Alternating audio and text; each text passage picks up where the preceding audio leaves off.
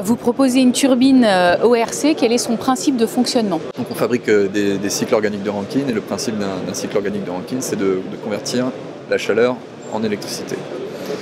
Le but d'un cycle de Rankine, c'est d'aller valoriser toutes les pertes thermiques. Donc dès lors qu'on a de la thermique non valorisée, non utilisée, dont on ne sait pas quoi faire et donc qui du coup n'a plus de valeur, nous on va lui redonner de la valeur en produisant de l'électricité à partir de cette chaleur. Et l'électricité par contre, elle peut être vendue, peut être consommée, en tout cas a vraiment une valeur. En gros, comment ça fonctionne un ORC?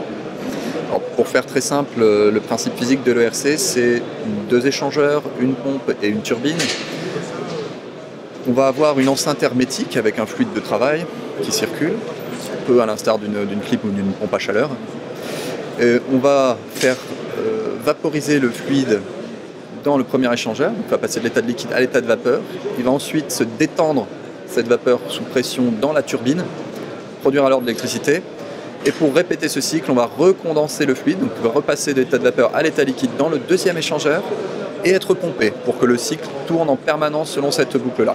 Donc, évaporation, détente turbine, condensation, pompage. Comme ça, autant de temps qu'on lui apporte de la chaleur. Dans le cadre d'une installation de biogaz, quel est l'intérêt d'un ORC? L'intérêt d'un ORC, c'est principalement d'améliorer le rendement électrique global de l'unité de méthanisation.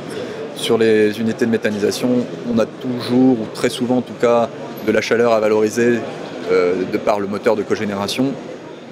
Avec l'ERC, on va récupérer la thermique du réseau de chaleur, en fait, donc qui récupère et le refroidissement moteur et les gaz d'échappement.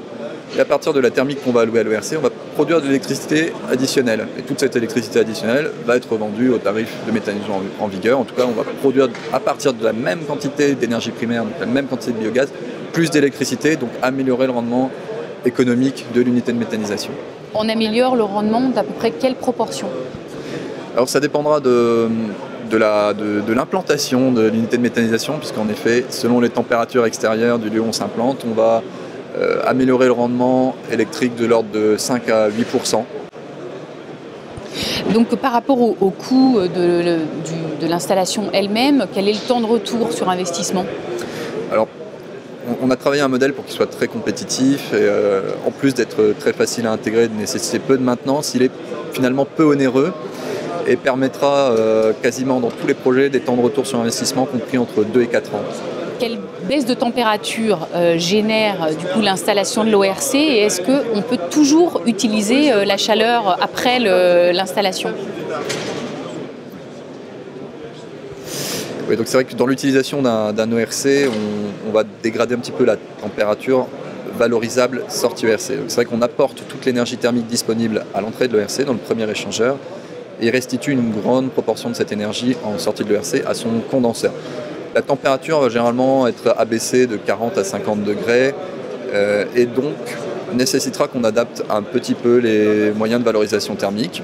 En tout cas, toute l'énergie thermique en sortie de l'ERC restera très adaptée à du chauffage de bâtiment, du séchage, du chauffage de bassin, de serre, puisqu'on pourra la piloter pour être à une température comprise entre 30 et 40 degrés.